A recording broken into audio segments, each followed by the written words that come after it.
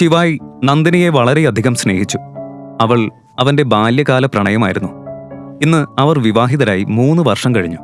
പക്ഷേ നന്ദിനിക്ക് അവനെ വെറുപ്പായിരുന്നു. കാരണം അവനൊരു സാധാരണക്കാരനായിരുന്നു. ഈ വിവാഹം അവളുടെ അപ്പൂപ്പനാണ് നിർബന്ധിച്ച് നടത്തിയത്. അവൾക്ക് എന്നും ഒരു സമ്പന്നനായ ഭർത്താവിനെയായിരുന്നു ആഗ്രഹം. അവൾ ആഗ്രഹിച്ച ഒരു ജീവിതം അവൾക്ക് കൊടുക്കാത്തതുകൊണ്ട് തന്നെ അവനൊന്നും കൊടുത്തില്ല. എന്നാൽ ശിവായി ഒരിക്കലും കൈവിട്ടില്ല. ആഴ്ചതോറും അവൾക്ക് ഒരു റോസ് കൊടുത്തിരുന്നു. ഒരിക്കൽ അവന്റെ പ്രണയം അവൾ സ്വീകരിക്കും എന്ന പ്രതീക്ഷയിൽ.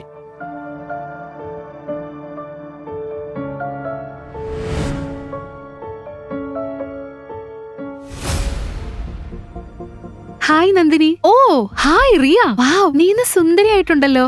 Thank you. ജ്വല്ലറി ഇടാൻ മറന്നോ? ഓ സോറി,